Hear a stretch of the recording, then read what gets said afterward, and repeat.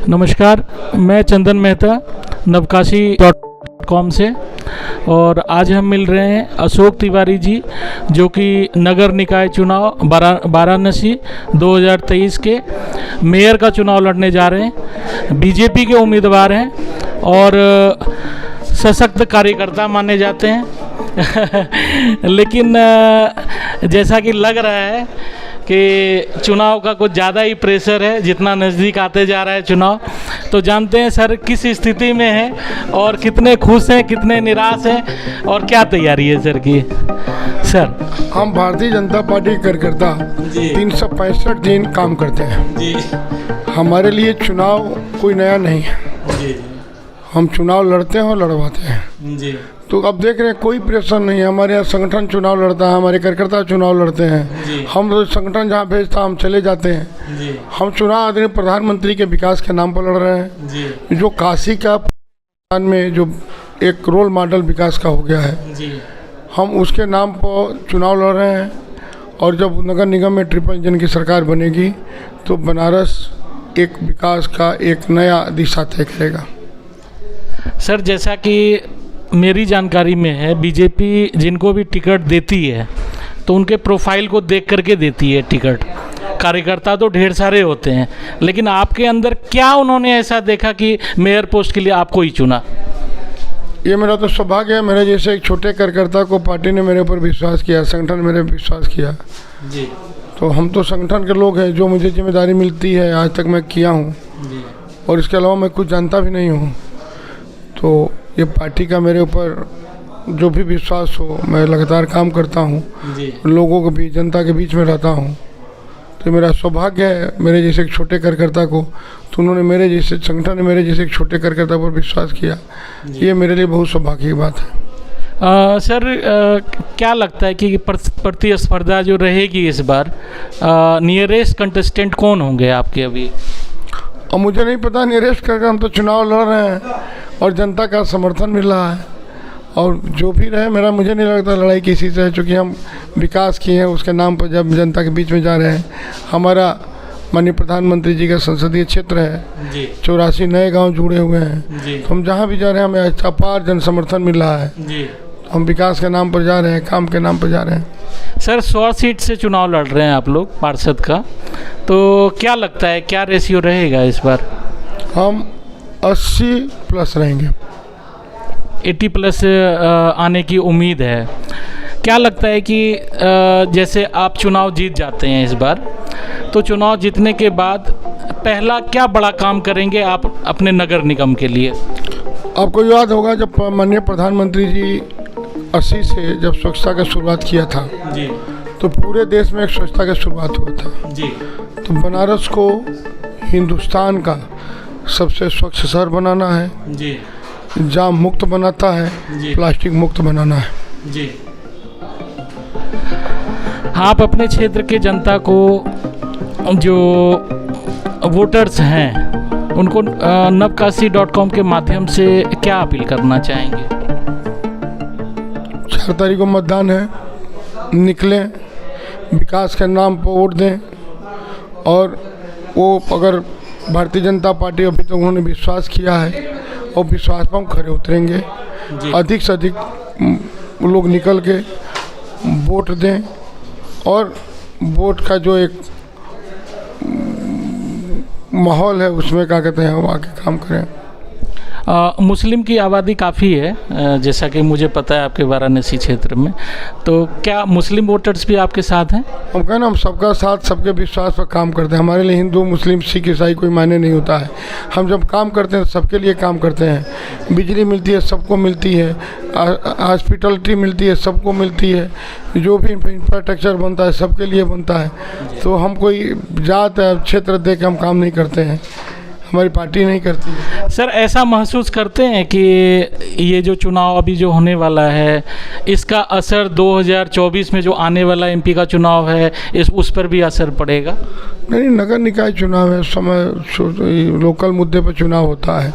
हम 2017 से, इसे तो 24 साल से नगर निगम पे भारतीय जनता पार्टी का परचम रहा है, लेकिन उस 2017 के पहले जी भारतीय जनता पार्टी की सरकार न तो केंद्र में थी न प्रदेश में थी, जी तो जो काशी का विकास होना चाहिए था जी वो नहीं हो पाया। जी 2017 से लेके आज तक देख लीजिए जो विकास दिखाई दे रहा है जी ये 5 सालों में कितना हुआ है ये आप स्वयं महसूस करते होंगे, आम जनता भी महसूस कर रही है और इसी के नाम पर हम जनता के बीच में जा रहे हैं।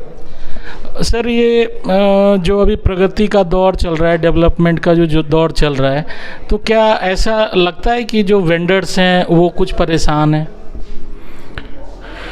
हमें नहीं लग रहा कि कोई परेशान है, क्योंकि हम सबका साथ सबका विश्वास लेके काम करते हैं और वेंडर हो या कोई व्यवसायी हो, आज की डेट में प्रदेश की मैं बात कर रहा हूँ, आदरणीय योगी जी की सरकार में कोई भी परेशान न है या न कोई कर सकता है। जी, यातायात की समस्या रहती है। बताते हैं कि वाराणसी जो है वो गलियों का शहर है, ढेर सारी छोटी छोटी गलियां हैं यहाँ पे, तो यातायात में कुछ परेशानियाँ रहती है। इसको सुधारने के लिए कुछ करेंगे आप? नहीं, देखिए यातायात कुछ साधन है जी, चूँकि बनारस विश्व का सबसे है एक माना जाता है और बनारस का जो विकास बाहर होना चाहिए था वो नहीं हुआ। अब आदरणीय प्रधानमंत्री जी ने जब 2014 से जब से सरकार बनी है, रोडों का चारों तरफ उन्होंने एक जाल बिछा दिया है जी, और बनारस में प्रत्येक दिन 1.5 लाख पर्यटक आते हैं। जब पर्यटक आते हैं वो भी काशी विश्वनाथ मंदिर, गंगा जी जाते हैं, वो चूँकि मेन बनारस पक्का महल उसको कहा जाता है, जी जी, तो वो जाम की समस्या है जी, उसका यहाँ के व्यवसायी प्रशासन के साथ मिलके क्या सबसे अच्छा समाधान हो सकता है जी, इस पर काम किया जाएगा। और मुझे लगता है जब आपके अंदर इच्छा शक्ति हो जी, तो कोई भी चीज़ असंभव नहीं होता है। जी, इसका कोई ना कोई एक अच्छा साधन निकलेगा और आप महसूस करेंगे कि बनारस में यातायात का धीरे धीरे जो जाम की समस्या है जाम मुक्त हो जाएगा। काशी जाम मुक्त होना चाहिए, क्योंकि विदेशी पर्यटक आ रहे हैं, यहाँ की भी आबादी बढ़ी है, वेंडर्स भी बढ़े हैं, बिजनेस भी बढ़ गया है रेगुलर रूप से, और आने जाने में जो परेशानियाँ हो रही है उसके लिए कुछ ना कुछ जैसे पार्किंग की व्यवस्था वो होनी चाहिए। और इन चीज़ों को लेकर के आपको बनारस में जब से नरेंद्र मोदी जी की सरकार बनी है जी 3 जगह पार्किंग जी पक्के गोदौलिया के अगल बगल क्षेत्रों में बना है। जी एक मैदागिन में बड़ा पार्किंग बना है, जी बिनिया बाग में एक बड़ा पार्किंग बना है जी और एक गोदौलिया चौराहे पर ही एक बड़ा जी। जितना संभव था वो तीनों जगह पे सर, मैं यहाँ पे पार्किंग के लिए मैं गाड़ी लेकर के घूमता रहा और पार्किंग मुझे तो नहीं मिला था। नहीं तो आपको जानकारी नहीं थी आपको जानकारी नहीं थी। आप जब भी जाएंगे बेनिया बाग में बेनिया बाग जो राजनारायण उसमें हमें लगता है 1 लाख स्क्वायर फीट से अधिक। अच्छा। मैदागिन पर बहुत बड़ा पार्किंग है और गोदौलिया चौराहे के ठीक दाहिने तरफ देखेंगे आप तो वहाँ एक पार्किंग बनाया गया है।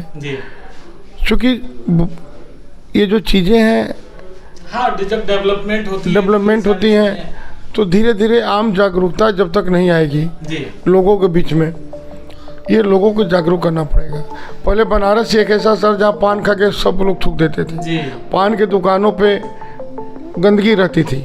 लेकिन मैं आपको बता रहा हूँ योगी जी की सरकार, उत्तर प्रदेश में योगी जी की सरकार बनने के बाद 2 बार झाड़ू लगता है और किसी भी दुकान में चले जाइए, मिठाई हो, ठेला, खुमचा, पान का दुकान, वहाँ डस्टबिन रखा हुआ है और धीरे धीरे एक सामाजिक परिवर्तन आ रहा है। जो भी खाना पान खाता है या चाय पीता है वो डस्टबिन में डालता है। तो जब तक जागरूकता आम लोगों में नहीं आएगी तब तक शासन प्रशासन कुछ नहीं कर सकता है।